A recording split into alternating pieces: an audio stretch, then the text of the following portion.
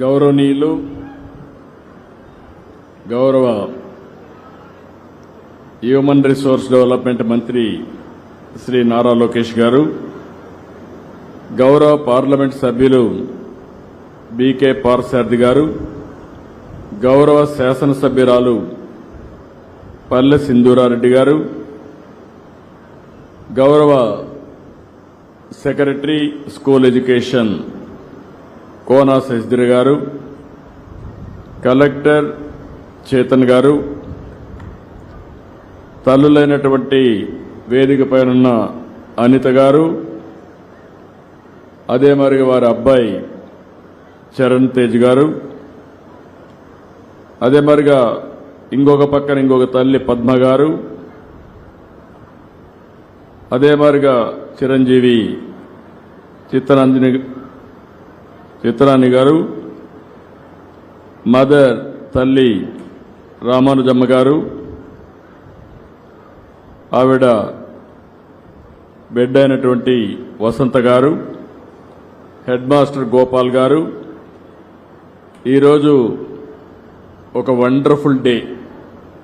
ఈరోజు మిమ్మల్ని చూస్తా ఉంటే నాకు ఏమాత్రం అనుమానం లేదు, నేను అనుకున్న లక్ష్యాన్ని సాధిస్తాననే ధైర్యం ఈ కొత్త చెరువులో వచ్చింది. ఆ స్ఫూర్తిని మీరు ఇచ్చారు. అందరికీ మరొక్కసారి అభినందనలు.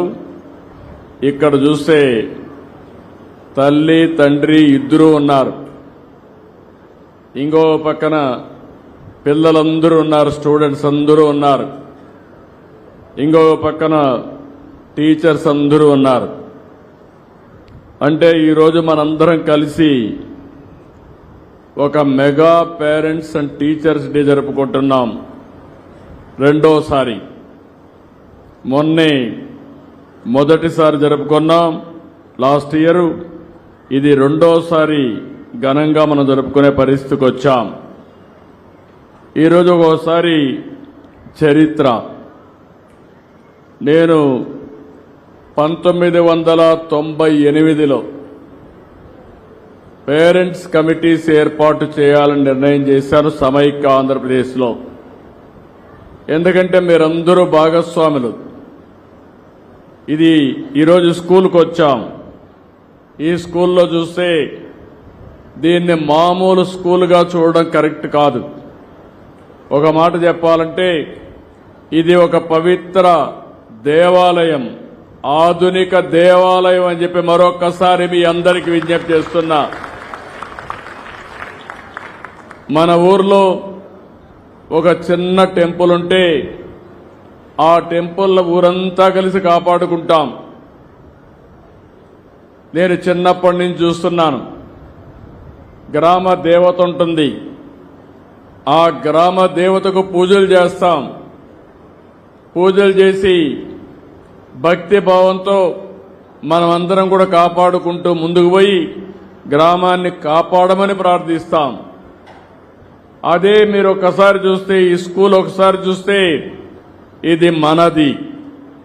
మన పిల్లల్ని తీర్చిదిద్దే జ్ఞానాన్ని మనకు ప్రసాదించే ఒక పుణ్యక్షేత్రం. ఇది మన పిల్లలకే కాదు, భావి తరాలకు కూడా అందించాల్సిన బాధ్యత ఈ గ్రామస్తులపైన ఉందని మరొక్కసారి మీ అందరికీ తెలియజేస్తున్నా. అందుకనే ఇక్కడ చూస్తే పూర్వ విద్యార్థులందరూ వచ్చారు. వారందరికీ స్వాగతం పలుకుతున్నా. మీకు ఒక బాధ్యత ఉంది. ఆ రోజు సమాజంలో ఒక బాధ్యతగా తీసుకుని స్కూల్ పెట్టారు కాబట్టి ఎంతో మంది దాతలు పెట్టారు, ప్రభుత్వం కూడా సహకరించింది. అదే మరిగా పుట్టపర్తి ట్రస్ట్ కూడా కొంత సహాయం చేశారు. మీరు ఇక్కడ చదువుకొని పైకి వచ్చారు.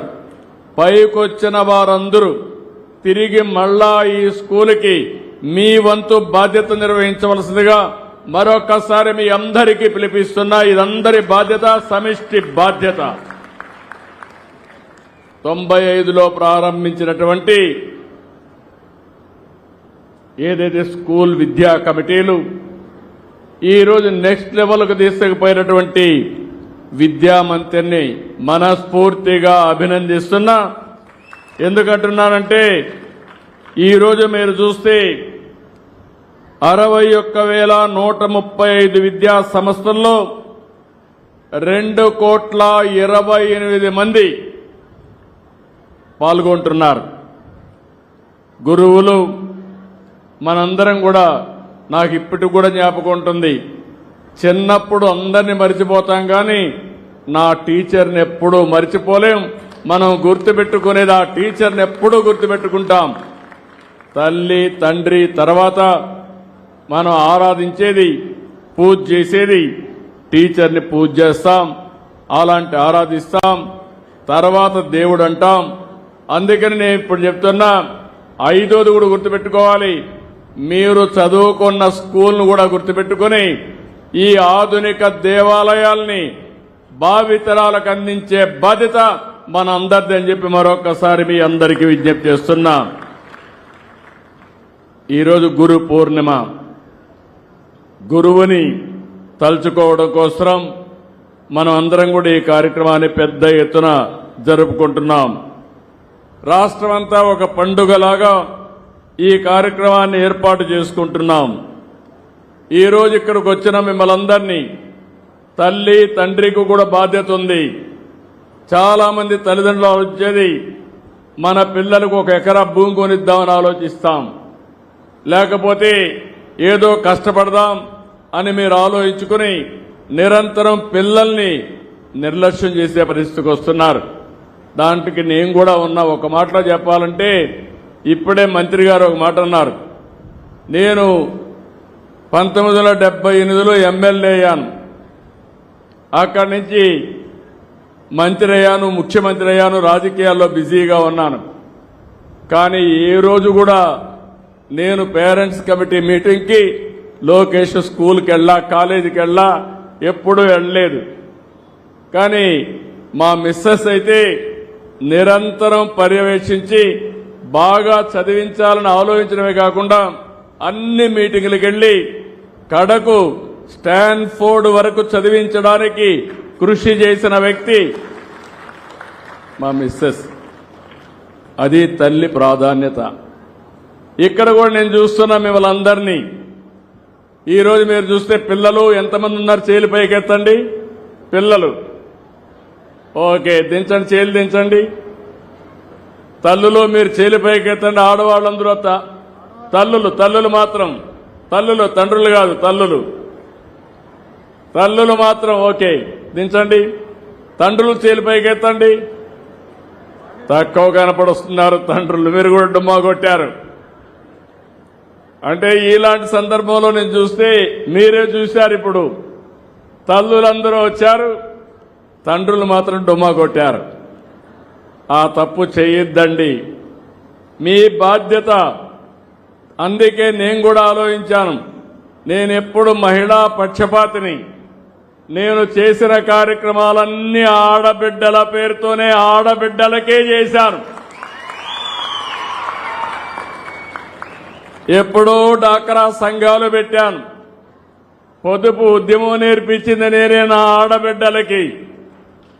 ఈరోజు ఎన్నో వ్యవస్థలు విధ్వంసమైనాయి కానీ ఆ రోజు పెట్టిన డాక్రా సంఘాలు, మెప్మా సంఘాలని ఎవరు కదిలించలేకపోయారంటే అది శక్తివంతమైన ఒక ఆర్గనైజేషన్.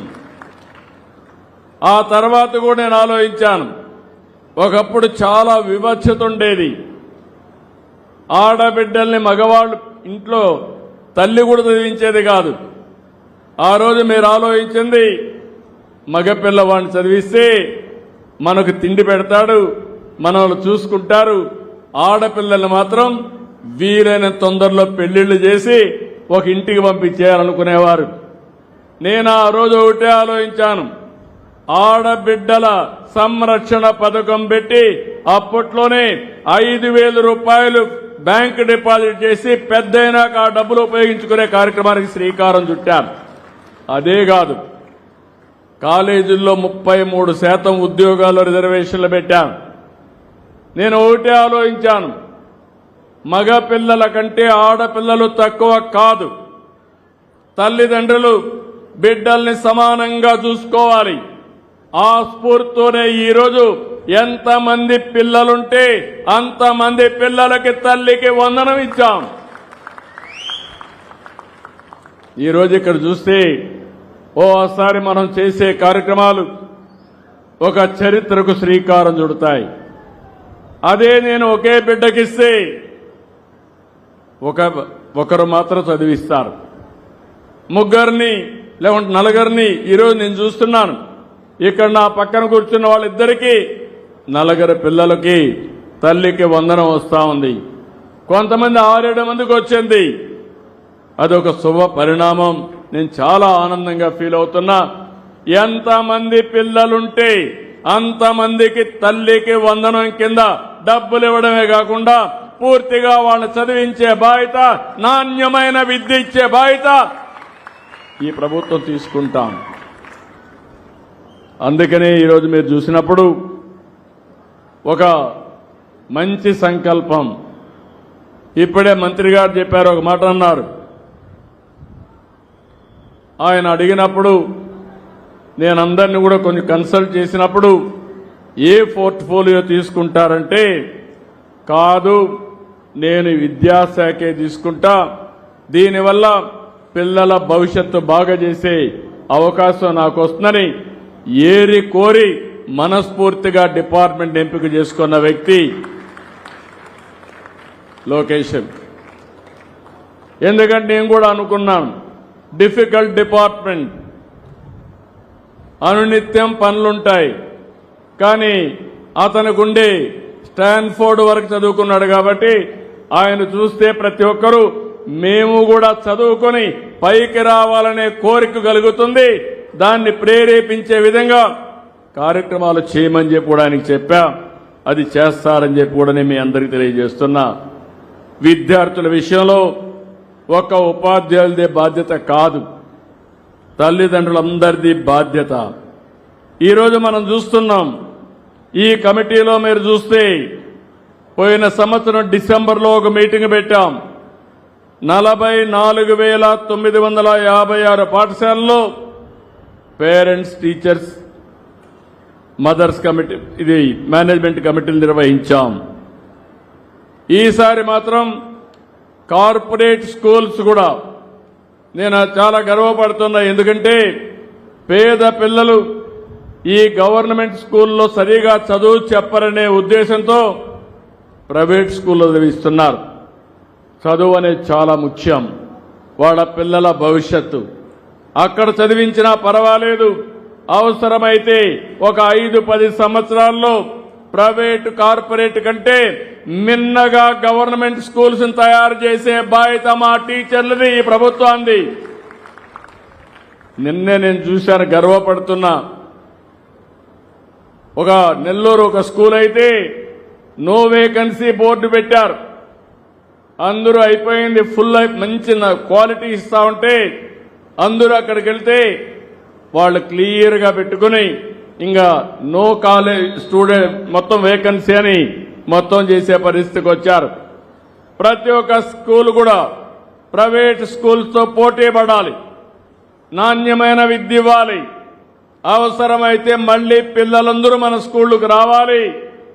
నో వేకెన్సీ బోర్డు పెట్టి మీరు ముందుగా ఫుల్ అయిపోయినాయని చెప్పగలిగితే ఆ రోజు మా టీచర్ని మనస్ఫూర్తిగా అభినందిస్తానని మరొకసారి మీకు విజ్ఞప్తి చేస్తున్నా.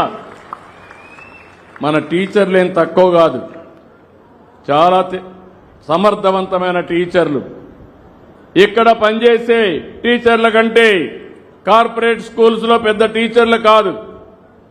ఒక శ్రద్ధ పెట్టారు, వాతావరణాన్ని క్రియేట్ చేసి ముందుకు పోయే పరిస్థితికి వచ్చారు. ఈరోజు రాష్ట్ర ప్రభుత్వ పరంగా ప్రభుత్వం ఎయిడెడ్, అన్ఎయిడెడ్, జూనియర్ కాలేజీలు అన్ని కలిసి నిర్వహిస్తున్నాం. ఈరోజు మీరు చూస్తే 74,96,288 మంది విద్యార్థులు, 3,32,770 మంది ఉపాధ్యాయులు, 1,49,92,456 మంది తల్లిదండ్రులు. ఈ కార్యక్రమంలో 2,28,000 మంది, 2,28,000 మంది భాగస్వాములైనటువంటి ఏకైక కార్యక్రమం, గిన్నిస్ రికార్డు క్రియేట్ చేయడానికి అవకాశం ఉండే ఏకైక కార్యక్రమం ఈ మెగా పేరెంట్స్ ఈ యొక్క పీటీఎం అని చెప్పి కూడా మీకు తెలియజేస్తున్నా. అయితే ఇది ప్రారంభం మాత్రం. నేను చూశాను, పిల్లలకి ప్రోగ్రెస్ కార్డులు ఇస్తున్నారు, హోలిస్టిక్ ప్రోగ్రెస్ కార్డ్స్ అన్ని ఇస్తున్నారు. ఇంకొక యాప్ తీసుకొస్తున్నారు, గ్రీన్ పాస్పోర్ట్ తీసుకొచ్చారు. ఇవన్నీ కూడా మీరు ఒక్కసారి చూసుకుంటే ఒక బాధ్యత, ఒక భవిష్యత్తుకు భరోసా ఇచ్చే విధంగా అనేక కార్యక్రమాలు తీసుకున్నారు. తల్లిదండ్రులందరినీ కోరుతున్నాం, ఇమ్మీడియట్ గా యాప్ని డౌన్లోడ్ చేసుకోండి. తెల్లవారితో 10 గంటలకి మీ అబ్బాయి వచ్చాడా లేదా రికార్డు ఉంటుంది, మీకు అలర్ట్ వస్తుంది. పిల్లలు ఇక్కడుండే పిల్లలందరినీ కోరుతున్నా, స్కూలుకు డుమ్మా కొడితే ఇమ్మీడియట్ గా అమ్మకు నాన్నకు తెలుస్తుంది. కాబట్టి ఎవ్వరు కూడా డుమ్మా కొట్టకుండా ఉండాలని పిల్లలందరినీ కోరుకుంటున్నా. ఇది మంచి కార్యక్రమం అవునా కాదా అని అడుగుతున్నా పిల్లలందరినీ. ఆమోదమేనా? పిల్లలందరూ చేలు పైకెత్తండి. మీ మంత్రి గారు చాలా బాగుంటారు, పిల్లల్ని చదివించడంలో మాత్రం కఠినంగా ఉంటారు. దానికి అభినందిస్తున్నా. Okay, good. తల్లిదండ్రులు యాప్ చూస్తారని అడుగుతున్నా, డౌన్లోడ్ చేసుకుంటారా లేదా? మీరు అందరికీ సెల్ ఫోన్లు ఉన్నాయా? ఉన్నాయంటే చేలు పైకెత్తండి. అందరికీ సెల్ ఫోన్లు ఉన్నాయి.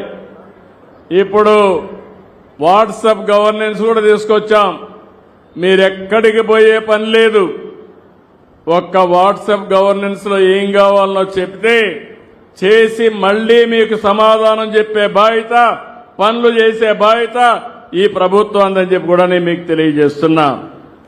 ఈరోజు ఫస్ట్ టైం స్కూల్స్ లో మీరు చూస్తే ప్రతి ఒక్కరికి నాణ్యమైన ఆకర్షణీయమైనటువంటి యూనిఫామ్ తీసుకొచ్చారు. షూ కూడా బాగుంది, పుస్తకాలు బాగున్నాయి, బ్యాగులు కూడా బాగున్నాయి. కొత్త చెరువుకు వస్తే మళ్ళా నాకు చదువుకోవాలనిపిస్తా ఉంది. ఒక బ్రహ్మాండమైన వాతావరణం ఉంది ఇక్కడ. ఇప్పుడే నేను క్లాస్ రూమ్ పోయాను, నేను కూడా టీచ్ చేశాను. నేను కూడా టీచ్ చేసి పిల్లల యొక్క ఉత్సాహం చూశాను, చాలా ఆనందంగా ఉన్నారు. ఈరోజు అక్కడ టీచర్ను కూడా చూస్తే ఇక్కడే చదువుకుని గోపాలుడు అనే వ్యక్తి మళ్లీ ఇక్కడే నేను పనిచేయాలి, ఈ స్కూల్ రుణం తీర్చుకోవాలని టీచర్గా ఇక్కడికే ట్రాన్స్ఫర్ అయ్యి వచ్చాడంటే మనస్ఫూర్తిగా అభినందిస్తున్నానని చెప్పి కూడా నేను మీకు తెలియజేస్తున్నా. ఈరోజు సర్వేపల్లి రాధాకృష్ణ గారి పేరుతో ప్రతి ఒక్క విద్యార్థికి మిత్రా కిట్ ఇచ్చారు.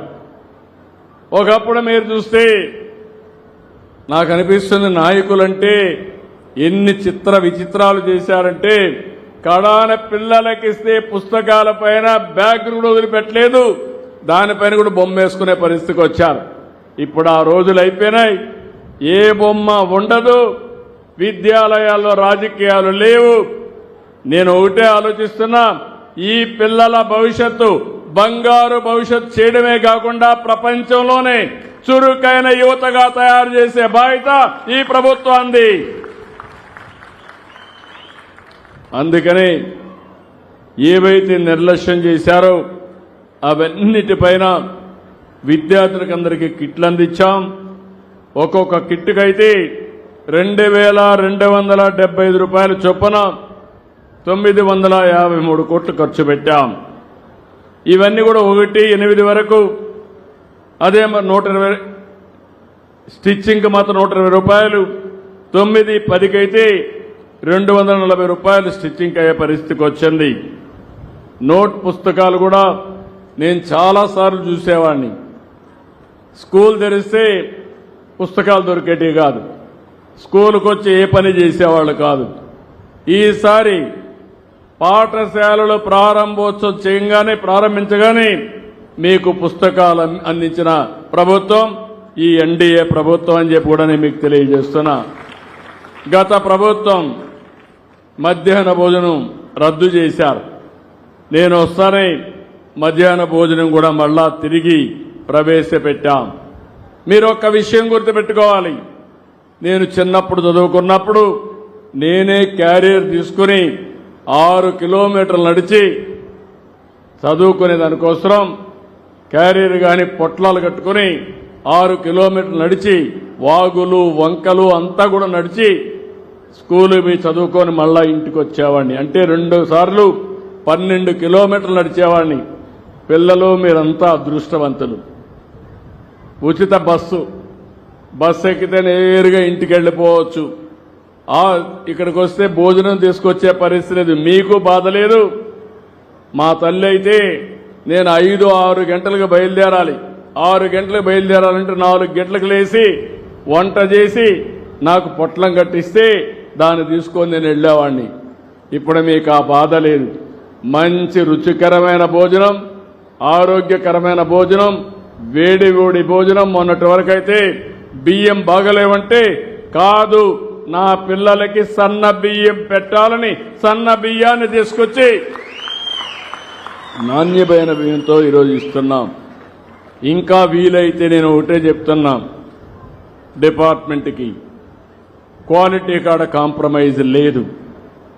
దీన్ని నేరుగా టీచర్ల మీద బాధ్యత పెట్టకుండా పేర్లలుగా ఏం చేయాలో చేసి సమర్థవంతంగా ఇచ్చేస్తాం. ఎప్పటికప్పుడు తల్లిదండ్రులు కూడా ఫీడ్బ్యాక్ ఇవ్వండి. ఇప్పుడే మీరు ఒక విషయం చూశారు, గంజాయి వద్దు బ్రో. నేను ఈ విషయంలో మిమ్మల్ని అందరినీ కోరుతున్నా, మీరందరూ ఇది ఆషామాషిగా తీసుకోవద్దండి. నేను ఎన్నికల ముందు ఒక మాట చెప్పాను, మొత్తం ఏజెన్సీ ఏరియాలో విశాఖపట్నం అరొక పాడేరులో గంజాయి పెద్ద ఎత్తున పెంచారు. మామూలుగా కాదు, ఒక వ్యవసాయ వాణిజ్య పంటమారుగా పెంచి దేశానికి ప్రపంచానికి సరఫరా చేసే పరిస్థితికి వచ్చారు. దీనివల్ల చాలా మంది పిల్లలు కాలేజీల్లో అలవాటు పడే పరిస్థితికి వచ్చారు. ఏ పనైనా కంట్రోల్ చేయగలుగుతాం, లా అండ్ ఆర్డర్ కంట్రోల్ చేయగలుగుతాం. ఒకసారి డ్రగ్స్కి అలవాటు పడితే చాలా ప్రమాదం. ఆ విషయం మీరు గుర్తుపెట్టుకోవాలి. నేను ఒకటే హామీ ఇస్తున్నా, ఎవడైనా సరే డ్రగ్స్ అమ్మినా, గంజాయి పండించినా, గంజాయి అమ్మినా అదే చివరి రోజు మీకు గుర్తుపెట్టుకోమని హెచ్చరిస్తున్నా. మా పిల్లల భవిష్యత్తు ఆడుకోవద్దండి. అదే సమయంలో తల్లిదండ్రులు కూడా కోరుతున్నాం, నిన్నే ఆలోచించాం, ఎవరైనా ఒక షాపులో అమ్మితే ఆ షాపుని సీజ్ చేస్తాం. నిన్న మొన్న చూస్తే వ్యసనానికి బానిసలైపోయి విశాఖపట్నంలో పాడుబడిపోయిన ఎండల్లో గంజాయి మొక్కలు పెంచే పరిస్థితికి వచ్చారు. అలాంటి గంజాయి మొక్కల్ని ఎట్టి పరిస్థితుల్లో ఉపేక్షించాం, ఎక్కడ కూడా జరగనీయం, కఠినంగా ఉంటాం. ఆ ఆస్తిని కూడా ప్రభుత్వం స్వాధీనం చేసుకుని గంజాయి బాధితులకు ఖర్చు పెడతానని చెప్పి మీ అందరికీ తెలియజేస్తున్నా. అవసరమైతే భవిష్యత్తులో నేను హెచ్చరిస్తున్నా, మీరు మారకపోతే మీకు ఇచ్చే సంక్షేమ కార్యక్రమాలు కూడా బంద్ చేస్తామని వారందరికీ హెచ్చరిస్తున్నారని చెప్పి కూడా నేను మీకు తెలియజేస్తున్నా. ఒక మంచి సమాజం కోసం మనం ముందుకు పోయేటప్పుడు అందరూ కూడా ఒక బాధ్యతగా ముందుకు రావాల్సిన అవసరం ఉంది. ఈరోజు మీరు ఇంకొక విషయం కూడా గుర్తుపెట్టుకోవాలి, టీచర్లందరూ అన్నదానం కంటే, వస్త్రదానం కంటే, గోదానం కంటే మిన్నదైంది విద్యాదానం.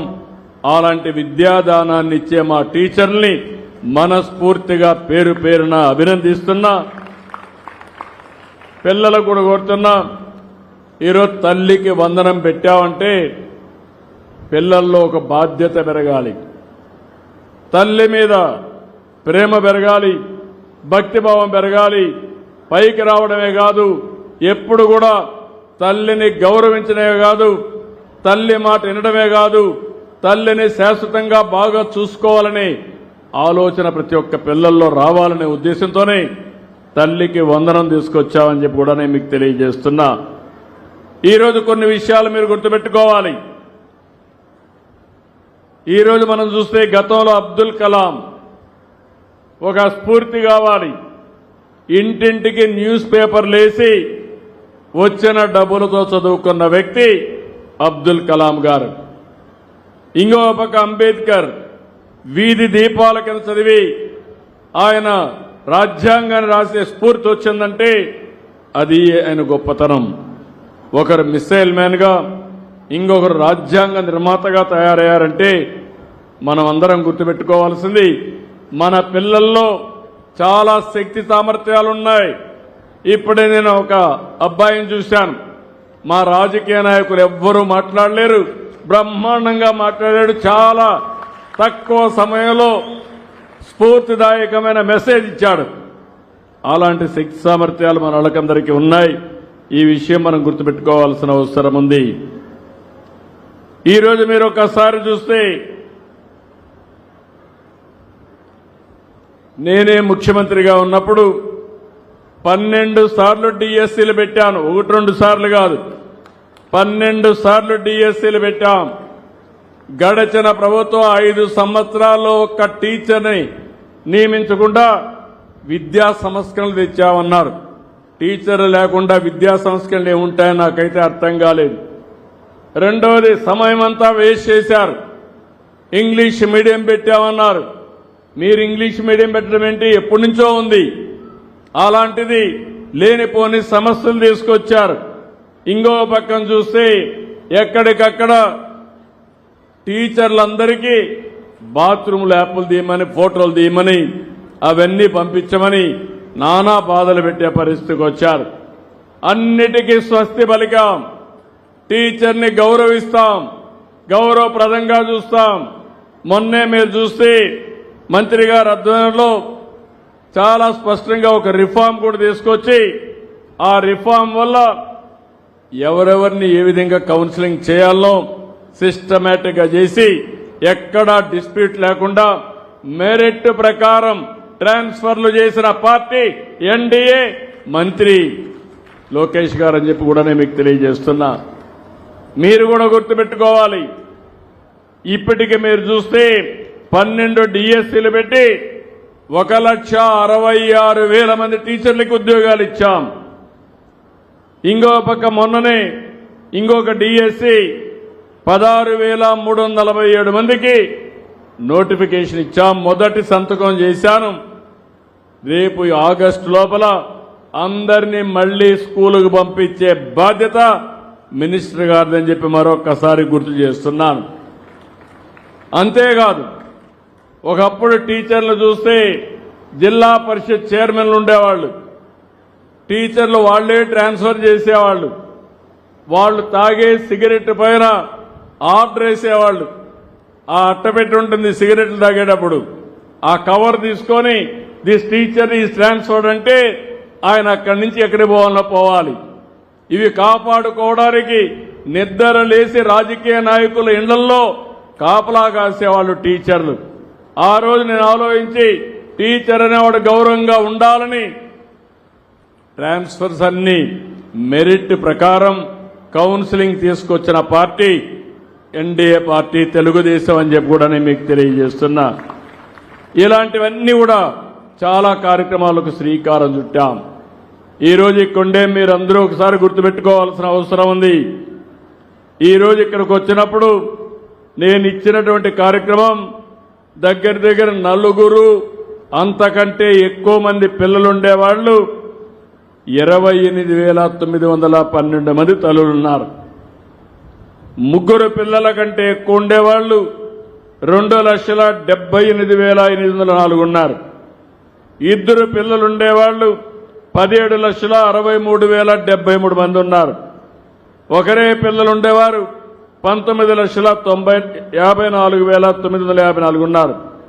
అంటే ఇప్పటికి ఇచ్చింది మీరు చూస్తే 40,25,743 తల్లులకి 64,29,354 మంది పిల్లలకి తల్లికి వందనం ఇచ్చిన ఘనత ఈ ఎన్డీఏ ప్రభుత్వాంది. ఇలాంటి చేసినప్పుడు మనందరం కలిసి ఈరోజు డబ్బులు ఉన్నాయని కాదు, సమస్యలు లేవని కాదు, చాలా ఇబ్బందులున్నాయి. 5 సంవత్సరాల పరిపాలనలో 10 లక్షల కోట్ల రూపాయలు అప్పు చేశారు. ఇంకో పక్క వడ్డీ కట్టాలి, అప్పులు కట్టాలి. నేను చెప్పిన సూపర్ 6 నిలబెట్టుకోవాలి. ఎన్ని కష్టాలు వచ్చినా నేను చెప్పిన మాట నిలబెట్టుకుంటామని మరొకసారి మీ అందరికీ తెలియజేస్తున్నాను. నేను గాని ఈ మంత్రివర్గం గాని ఎన్డీఏ పార్ట్నర్స్ అయినటువంటి పవన్ కళ్యాణ్ గారు గాని అదే మాదిరిగా బీజేపీ గాని మేము చెప్పిన మాట నిలబెట్టుకోవడానికి రాత్రింబగళ్ళు పనిచేస్తున్నాం. తప్పకుండా నిలబెట్టుకుని మీకు మెరుగైనటువంటి సేవలు అందించడానికి ముందుకు పోతామని చెప్పి కూడా నేను మీకు తెలియజేస్తున్నా. ఈరోజు ఇక్కడికి వచ్చినప్పుడు నేనే మిడ్ డే మీల్ స్కీమ్ కూడా తీసుకొచ్చాను. మీరు ఒక్క విషయం గుర్తుపెట్టుకోవాల్సిన అవసరం ఉంది. 1995లో ఆగస్టు 15న ఏదైతే మిడ్ డే మీల్ స్టార్ట్ చేసి రేషన్ ఆ రోజు రా రేషన్ కింద ఇచ్చాం. ఆ తర్వాత 2001లో మధ్యాహ్న భోజనాన్ని ప్రారంభించాం. ఆ తర్వాత వచ్చిన తర్వాత ఇంటర్మీడియట్ కూడా ఎక్స్టెండ్ చేశాం. అనేకమైన మార్పులు, వినూత్నమైన రిఫార్మ్స్ అన్ని తీసుకొచ్చి మనం ముందుకు పోగలిగాం.